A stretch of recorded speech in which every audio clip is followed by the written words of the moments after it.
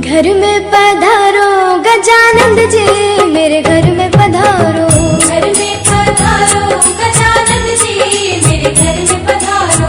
घर में पधारो गजानंद जी, मेरे घर में पधारो।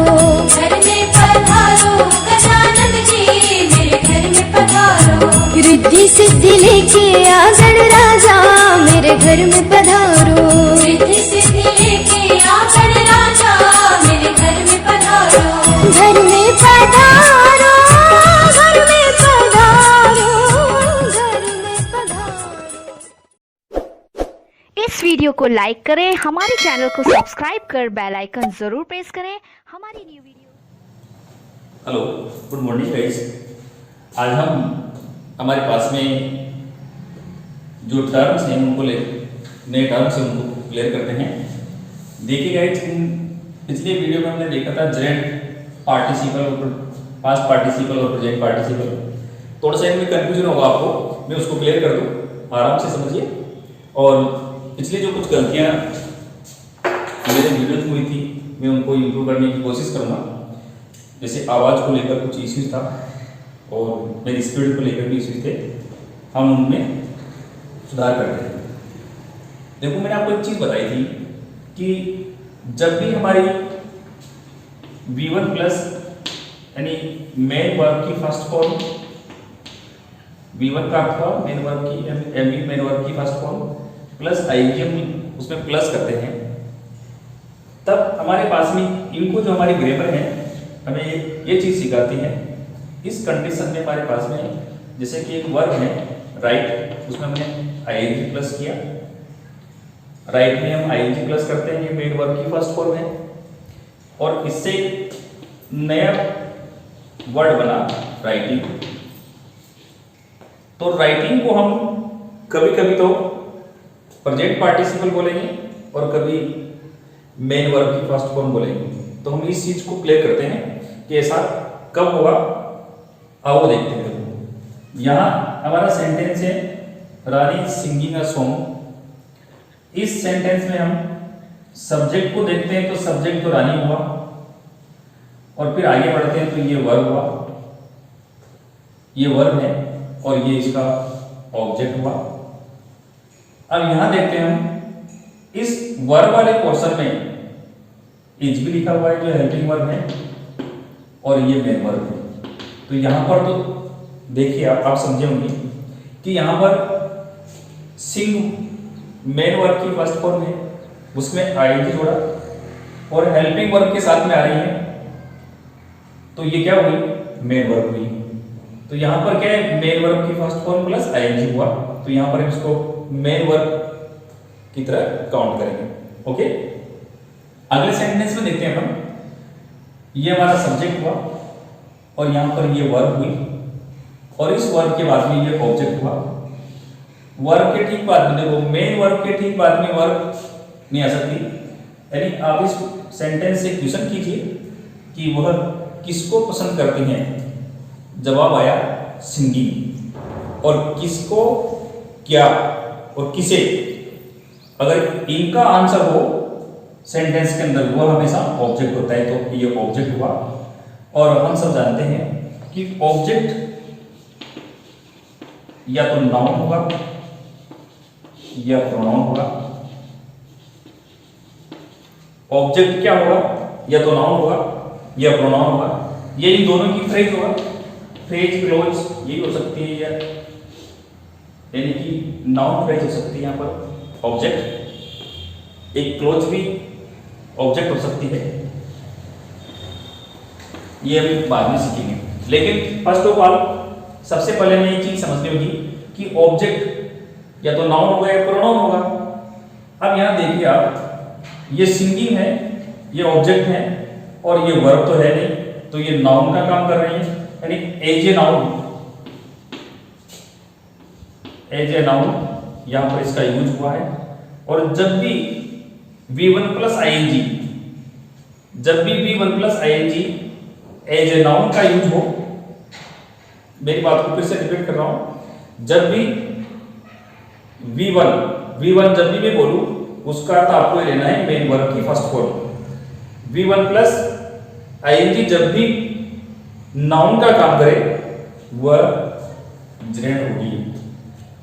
अब यहां पर जेरेंट नहीं है, यहां पर क्या होगा, नाउन का काम करेगी तब नाउन का काम यहां कर रही है, तो ये क्या हुआ, जेरेंट हुआ। और नाउन की तरह कैसे पहचाना हमने, पूरी बात समझ गए। मेरी बात को फिर से रिपीट करता हूं। सी लाइक सिंगिंग, वर्ब ये इसका सब्जेक्ट और ये इसका ऑब्जेक्ट। यहां पर जो V1 प्लस आईएनजी थी एज ए नाउन काम कर रही है ऑब्जेक्ट के रूप में। तो जब भी नाउन के रूप में V1 प्लस आईएनजी काम करे तब क्या बनेगा, जेरेंट। आगे बढ़ते हैं, अगले सेंटेंस की तरफ बढ़ते हैं। यहां पर ये वर्ब हुई, इस वर्ब का सब्जेक्ट हुआ, ये सब्जेक्ट है क्योंकि वर्ब से आगे है, ये इसका ऑब्जेक्ट है, यानी किसका क्या कारण बनता है, ऑब्जेक्ट है। अब वापस देखते हैं, सब्जेक्ट ऑब्जेक्ट की तरह सब्जेक्ट भी या तो नाउन होगा या प्रोनाउन होगा, या तो नाउन या प्रोनाउन होगा। सब ऑब्जेक्ट की तरह सब्जेक्ट भी नाउन या प्रोनाउन होगा। तो यहां पर भी V1 प्लस आईएनजी ने किसका काम किया, सब्जेक्ट का, किस रूप में, as a noun, as a noun, noun की तरह यूज किया। तो जब भी नाउन की तरह V1 प्लस आईएनजी काम करती है तब क्या होगी, जेरेंट होगी। इसका सीधा सा सिंपल सा अर्थ हुआ, आप समझिए, यहां V1 प्लस आईएनजी है, ऑब्जेक्ट का काम कर रही है, क्या है, जेरेंट है। यहां पर V1 प्लस आईएनजी है, सब्जेक्ट का काम कर रही है, सब्जेक्ट कौन हो सकता है, नाउन या प्रोनाउन, यहां पर भी जेरेंट है। अगले सेंटेंस की तरफ बढ़ते हैं। Ravi stopped the moving bus. Moving bus की बात कर रहे हैं, वहां से समझेंगे, पहले इसको देख लेते हैं। ये हमारी वर्ब हुई, स्टॉप्ड वर्ब है, V2 सेकंड फॉर्म में, पास्ट सिंपल की बात कर रहे हैं, पास्ट इंडेफिनिट। ये वर्ब हुई, ये इसका सब्जेक्ट हुआ, ये बात आप समझ गए। वर्ब से आगे सब्जेक्ट आएगा। अब आगे इधर देखते हैं, ये जो हमारा सेंटेंस का पार्ट है, इस पार्ट में यहां हमें एक चीज सीखनी होगी। देखो V1 प्लस आईएनजी लगा हुआ है, V1 प्लस आईएनजी है मूविंग, लेकिन हुआ क्या कि ये किसी न किसी नाउन से पहले आया है, नाउन से पहले आया है। तो देखो V1 प्लस आईएनजी नाउन से पहले आया है। अब आप सब जानते हो नाउन से पहले जो आएगा वो क्या होगा, नाउन से पहले आएगा, रिकॉल कीजिए, नाउन से पहले जो आएगा वह एडजेक्टिव होगा, जिसको हम एडजेक्टिव बोलते हैं। यानी आप एडजेक्टिव समझिए, ये विशेषण है, यानी कि अब देखिए साहब, यहां पर क्या हुआ, यहां पर किसका काम करे, एडजेक्टिव का काम कर रही है। तो जब भी एडजेक्टिव का काम करेगी आईएनजी वाली फॉर्म प्रेजेंट पार्टिसिपल होगी, प्रेजेंट पार्टिसिपल एडजेक्टिव का काम करती है। तो आप जेरेंट में और पार्टिसिपल में डिफरेंस समझे होंगे कि जहां पर भी आईएनजी वाली फॉर्म, ऐसा समझिए V1 प्लस आईएनजी एडजेक्टिव का काम करे, एडजेक्टिव का काम करे, तो क्या होगा, फिर प्रेजेंट पार्टिसिपल होगा। तो यहां प्रेजेंट पार्टिसिपल है और यहां पर जेरेंट क्यों हुआ, यहां पर क्यों हुआ, आप कारण समझे होंगे। हम आगे बढ़ते हैं। देखो अब यहां पर ये हमारी वर्ब है,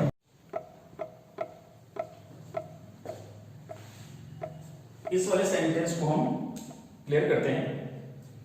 और यहां देखिए आप, ये वर्ब है हमारी, अभी मेन वर्ब होगी या हेल्पिंग वर्ब होगी, पहले हम इस बात को समझते हैं।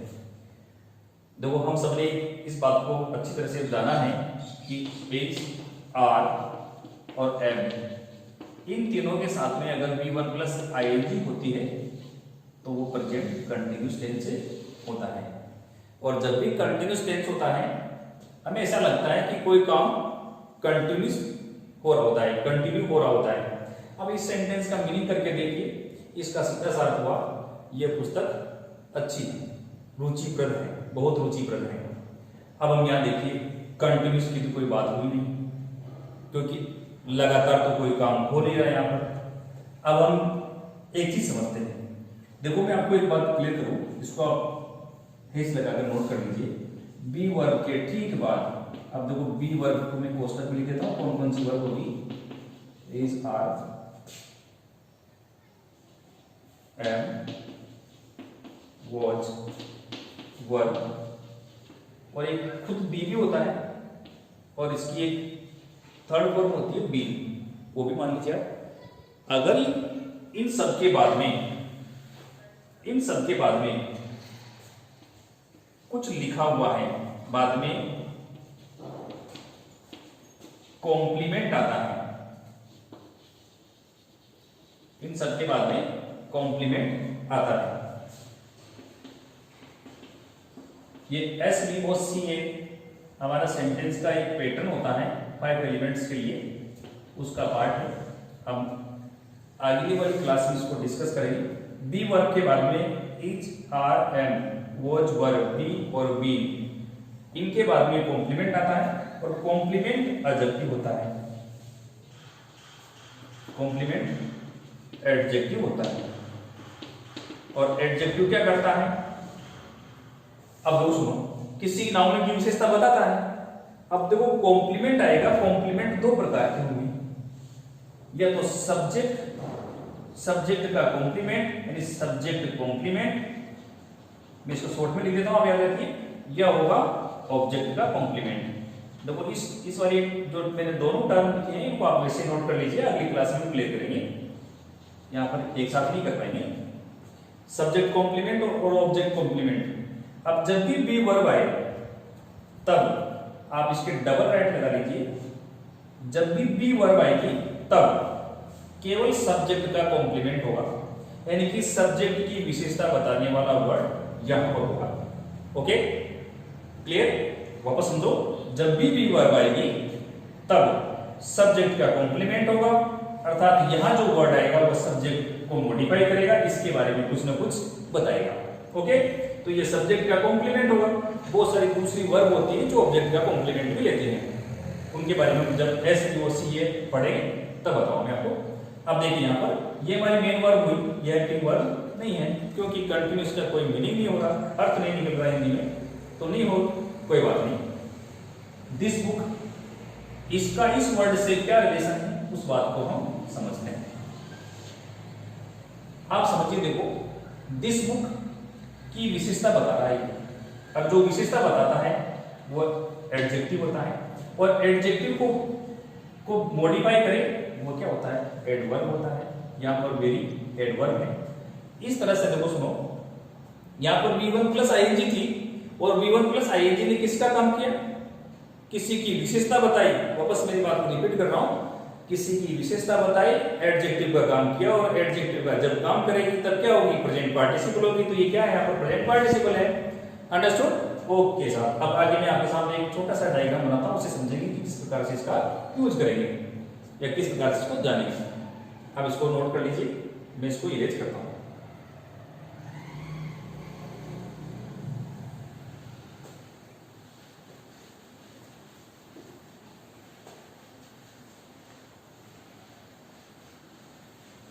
देखिए, हम V1 प्लस आईएनजी की बात कर रहे थे, यानी कि मेन वर्ब की फर्स्ट फॉर्म प्लस आईएनजी। ये तीन तरह से काम करते हैं। वो कौन कौन से हैं हमें से मैं आपको अभी जो हमने सीखे हैं उनके बारे में यहाँ पर एक डायग्राम बनाएंगे। देखिए सुनिए, सबसे पहले किसका काम किया इसने? मेन वर्ब का। मेन वर्ब का काम किया। रानी सिंगिंग सॉन्ग, इसके बाद में सिंगिंग आई, तो मेन वर्ब का काम किया। आपने एक चीज सीखी होगी, हेल्पिंग वर्ब आएगी तब मेन वर्ब आएगी। ओके साहब, इधर V1 प्लस आईएनजी की बात करते हैं अपन, तो दूसरा काम कौन सा किया उसने? जेरेंट का किया। स्मोकिंग कोजेज कैंसर, जेरेंट क्या किया? जेरेंट क्या होता है? नाउन होता है, आप समझ गए। तीसरा काम किया क्या इसने? पार्टिसिपल का काम किया, प्रेजेंट पार्टिसिपल का।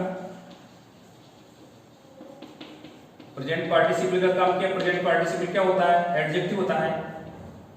प्रेजेंट पार्टिसिपल एडजेक्टिव होता है। इस तरह से हम समझे। देखो V1 प्लस आईएनजी हमारे पास में कौन कौन से काम करते हैं। अब हम पास्ट पार्टिसिपल की बात करते हैं, जो V3 है हमारे पास में, इसको आप नोट कर लीजिए। पास्ट फॉर्म और पास्ट पार्टिसिपल में डिफरेंस है, वो हम यहां देखेंगे। सेकेंड फॉर्म होती है पास्ट फॉर्म,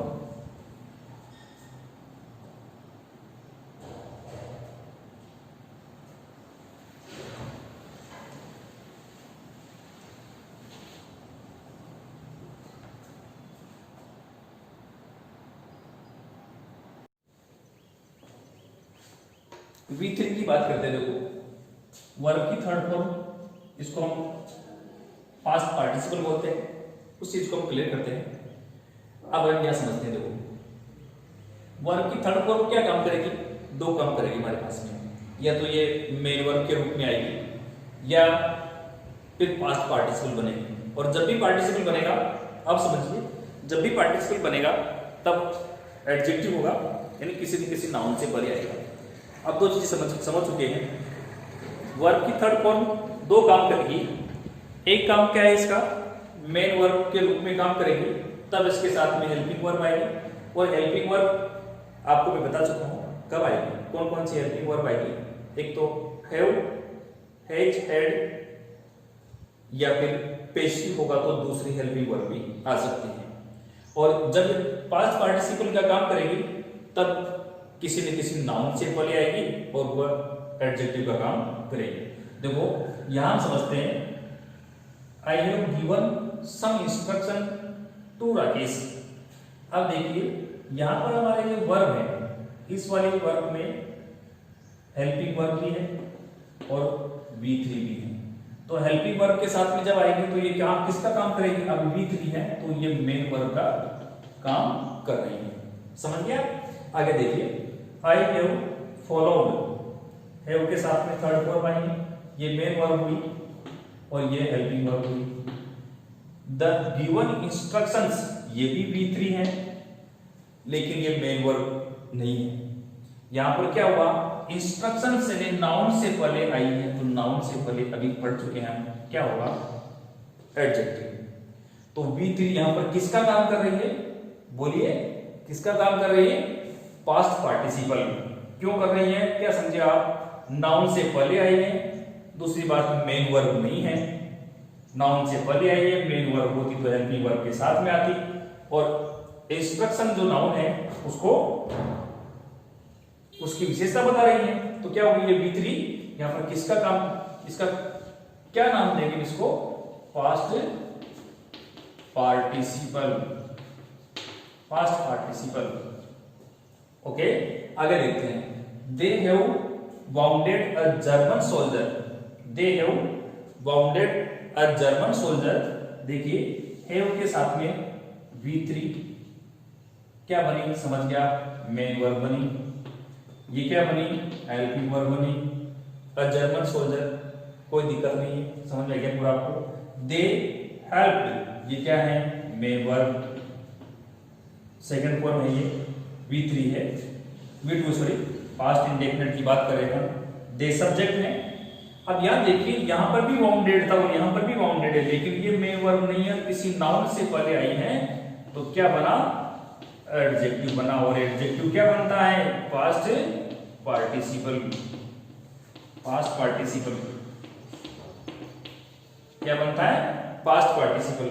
आगे देखिए, देखो मैंने इंफिनिटिव की बात नहीं की थी आपसे, लेकिन इंफिनिटिव को भी हम समझते हैं।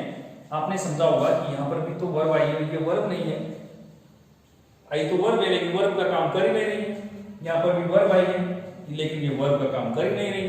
तो ये क्या होगा, इसको समझते हैं। आप इनको मेरे साथ नोट कीजिए। मेरी बात को फिर से रिपीट करता हूं।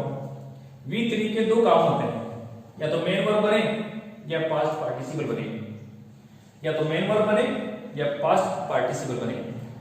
जब भी मेन वर्ब होगी तो कोई ना कोई हेल्पिंग वर्ब होगी, और मोस्टली कौन सी हेल्पिंग वर्ब होगी, एक्टिव में, हैज, हैव, हैड। और यदि पैसिव है तो कोई सी भी हेल्पिंग वर्ब हो सकती है, वो बाद में उसके ऊपर डिपेंड करता है कि टेंस कौन सा है। समझ गया, मेन वर्ब होगी या पास्ट पार्टिसिपल होगी, लेकिन यहां पर पास्ट पार्टिसिपल नहीं है क्योंकि किसी नाउन से पहले आई है, और नाउन से पहले आएगी तो पास्ट पार्टिसिपल बनेगी। पास्ट पार्टिसिपल किसका काम करता है, एडजेक्टिव का काम करता है, नाउन को मॉडिफाई करेगा एडजेक्टिव। ओके साहब, इसको समझ गए। अब हम टू इन्फिनिटिव की बात करते हैं। देखो यहां पर ये हमारा सेंटेंस है, Rahul likes to sing. Rahul को गाना पसंद है, गाना पसंद करता है। अब आप बताइए क्या पसंद करता है, गाना। तो जब भी क्या का जवाब आए सेंटेंस से, वो क्या होता है, ऑब्जेक्ट, यानी व्हाट, क्या, ऑब्जेक्ट होता है।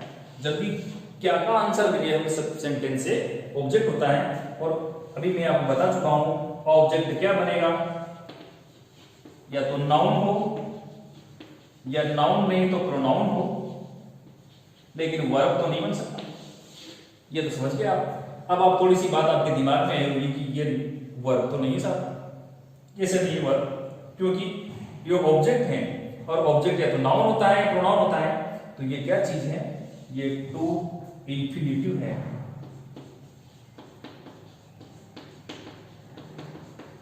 टू इंफिनिटिव है जो नाउन का काम कर रहा है और यहां पर इस लाइक वर्ब का ऑब्जेक्ट है, लाइक वर्ब का ऑब्जेक्ट है।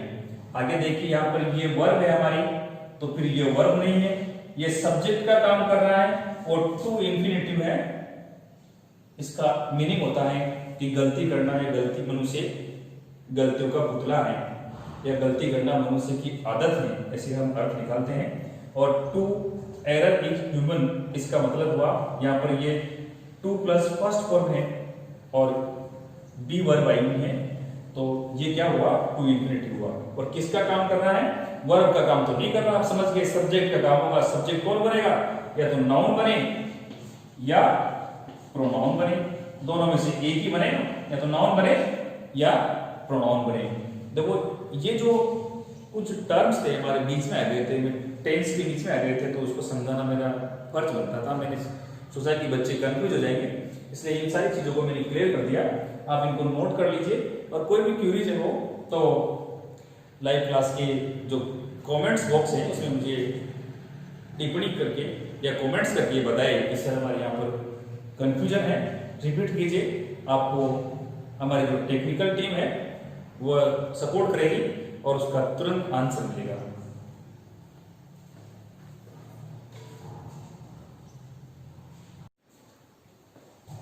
मेरे लास्ट के वीडियोज में हमने टेल्स की जो बेसिक जानकारी थी उसके बारे में पता किया है, टेल्स क्या होता है और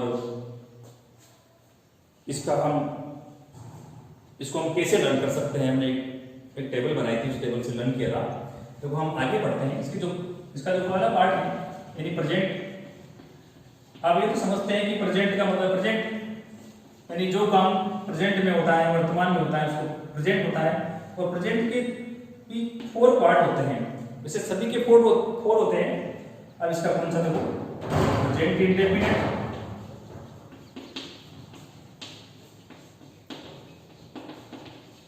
प्रेजेंट इंडेफिनिट टेंस, और फिर इसका सेकंड पार्ट होता है present continuous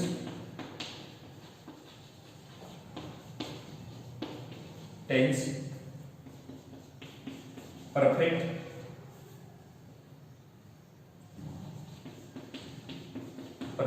continuous, present perfect,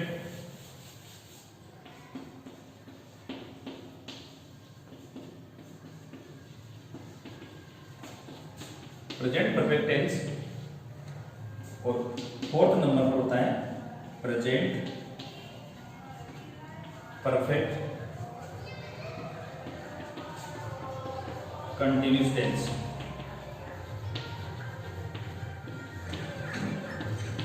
present perfect continuous tense. अब देखो मैं आपको इधर लिख के बताता हूं। प्रेजेंट और हम समझते हैं कंटिन्यूअस में। कंटिन्यूअस में जब भी कोई स्पीकर स्टेटमेंट को बोलता है या लिखता है तब काम होना चाहिए। यानी मैं अपनी भाषा में लिखता हूं, देखो लगातार काम हो। जब हम बात करें, जैसे वो कमरे में बैठा है तो बैठने का काम है कंटिन्यूअस हो रहा है। और यहां पर परफेक्ट में क्या हुआ, जो पूरा होना, यानी कोई भी कार्य पूरा हो जाए, पूरा होना। और यदि परफेक्ट कंटिन्यूअस किसी से समय चल रहा हो, किसी समय से चल रहा हो और अब तक हो रहा हो, किसी समय से चल रहा हो अब तक हो रहा हो, किसी समय से चल रहा हो अब तक हो रहा हो, ये तीनों कंडीशन जिसमें नहीं बनेगी वो सारा क्या होगा, परफेक्ट होगा। इंडेफिनिट का होता है अनिश्चित, इसका टाइम फिक्स नहीं, खून का रंग लाल होता है, पेड़ से पत्ता नीचे गिरता है, हम वॉलीबॉल खेलते हैं। तो सारी बातें, जब ऐसी बातें बोलते हैं या लिखते हैं तो कौन सी होती है, प्रेजेंट सिंपल में होती है। मैं आज को लिख देता हूं, आप इनकी पहचान उस तरह से याद मत कीजिए जिससे कि ताहे तीहे ते हैं, रहा है, रही, रहे, चुका है, आप चूक जाओगे और फिर पटरी पर नहीं आओगे। आप मेरे साथ चलिए, आप मेरे साथ चलिए, आपको अच्छी बात जानने को मिलेगी। यहां देखिए हम किसी समय से अब तक, किसी समय से अब तक, ऐसा अर्थ हम इसमें निकालते हैं। किसी समय से अब तक, यह अनिश्चित है, इसका कोई भी समय नहीं होता, अनिश्चित है। आप इनको नोट कर लीजिए, इस वाले को क्लियर करते हैं। आप स्क्रीनशॉट लेकर इनको नोट कर ले तो ज्यादा बेटर होगा।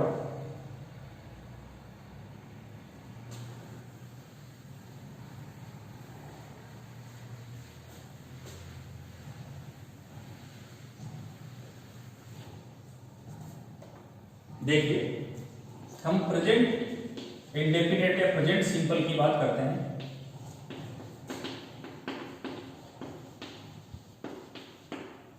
अब देखो, इसके हम दो पार्ट बना सकते हैं, यानी टू पार्ट्स में इसको डिवाइड कर सकते हैं। एक तो होता है देखो नॉन फंक्शनल, एक होता है फंक्शनल। देखो बहुत सारे कंपटीशन में यहां से कोई क्वेश्चन पूछा जाता है कि कौन सा टेंस है, तो क्या बताएं, जैसे समझिए ही इज अ डॉक्टर,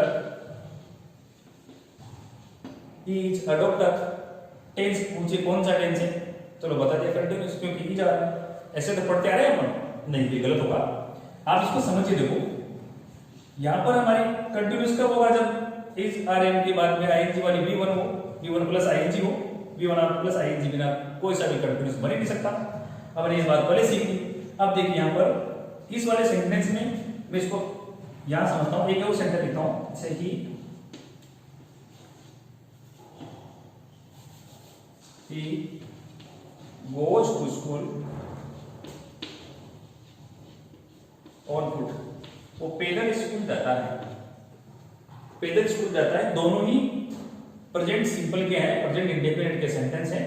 यहां देखिए, यहां कोई काम नहीं हो रहा, यहां पर कोई काम हो ही नहीं रहा, क्योंकि यहां पर तो अर्थ करके देखो आप कौन सा काम हो रहा है, बस खड़ी है, बस जाने वाली है, कौन सा काम हुआ, बस जाने वाली है। मैं रिपीट करता हूं तेरे साथ सेंटेंस को, बस खड़ी है, please hurry up, the bus is to go, हमेशा बोलते हैं बस खड़ी है तो खड़ी है तो खड़ी है, जा बोल रही है, बस जाने वाली है तो इसका अर्थ हुआ कि अब जाने वाली है, अभी तो खड़ी है। तो जहां पर काम नहीं होता है वो नॉन फंक्शनल होता है, और जहां पर काम होता है वो फंक्शनल होता है। या देखो, गो जाना, प्ले खेलना, ई प्ले, ई प्लेज फुटबॉल, यहां पर देखो खेलने का काम हुआ तो ये फंक्शनल हुआ, इधर कोई काम नहीं हुआ। आई एम अ टीचर, मैं टीचर हूं, शिक्षक हूं, आई एम अ टीचर। तो देखो आई एम अ टीचर, कोई काम नहीं हो रहा, नॉन फंक्शनल है। लेकिन कौन सा टेंस है, प्रेजेंट सिंपल या प्रेजेंट इंडेफिनिट है। तो इस तरह से हम इसको दो भागों में बांट सकते हैं, नॉन फंक्शनल और फंक्शनल। आप समझिए, कोई काम ना हो, देखिए कोई काम ना हो, किसी की बात करते हैं। हमारे गांव में एक नदी है, there was a river in our village, तो कौन सा टेंस होगा, प्रेजेंट इंडेफिनिट होगा, कोई काम न हो। अब यहां से इस बात को समझिए, इसमें कोई ना कोई कार्य हो, यानी कोई काम हो, कोई ना कोई काम हो। मेरी हिंदी कमजोर है, कृपया इसको कंसिडर न करें। कोई ना कोई काम हो, यानी इसमें कोई ना कोई कार्य होता है, तो फंक्शनल हो गया। सीधा साथ इन दोनों वर्ड का अर्थ लगा सकते हो, नॉन फंक्शनल है कोई काम नहीं होना, और फंक्शनल है कोई काम होना। वापस मेरी बात को रिपीट करता हूं, बहुत अच्छी जानकारी मिलेगी आपको यहाँ पर। देखो, प्रेजेंट इंडेफिनिट के दो भाग होते हैं, नॉन फंक्शनल कोई काम ना हो, ही इज अ डॉक्टर कोई काम नहीं हो रहा, आई एम अ टीचर कोई काम नहीं हो रहा, कोई ना कोई काम हो, फंक्शनल होगा।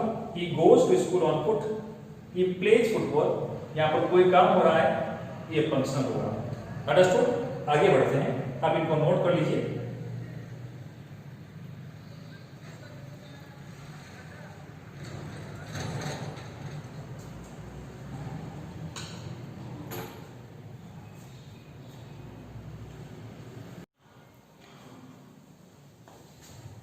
देखो, हमें प्रेजेंट सिंपल को समझने के लिए प्रसंग के बारे में जानना जरूरी है।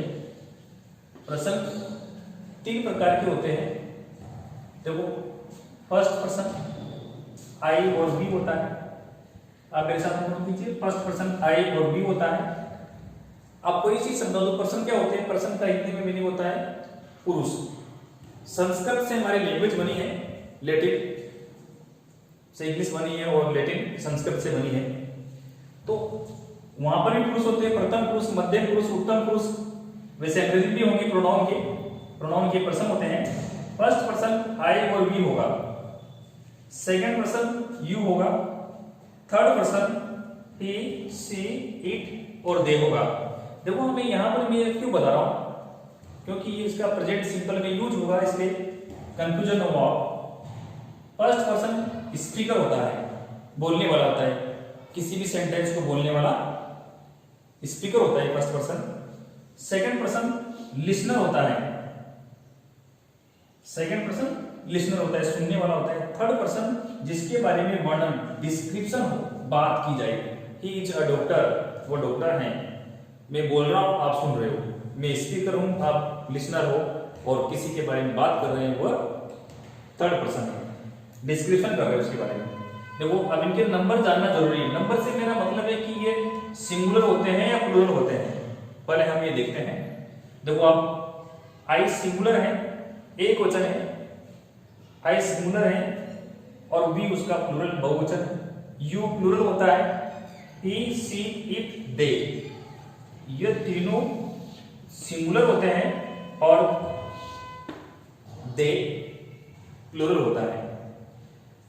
ही, सी, इट ये तीनों सिंगुलर होते हैं और इन सब का प्लूरल दे होता है। वैसे आपसे पूछ लिया जाए कि जानकारी के लिए होना चाहिए आपके पास में, आई का प्लूरल क्या होता है? वी। आप देखो, यहां पर हमने पढ़ा कि प्रेजेंट सिंपल नॉन फंक्शनल और फंक्शनल होता है। नॉन फंक्शनल में बी वर्ब होती है और बी वर्ब का हम मेन वर्ब की तरह यूज करते हैं। और फंक्शनल में क्या होगा? कोई ना कोई वर्ब होगी और उस वर्ब को हमें सिंगुलर और प्लूरल दोनों तरह से समझना है। अब इसको मैं इरेज कर देता हूं और हम आगे बढ़ते हैं।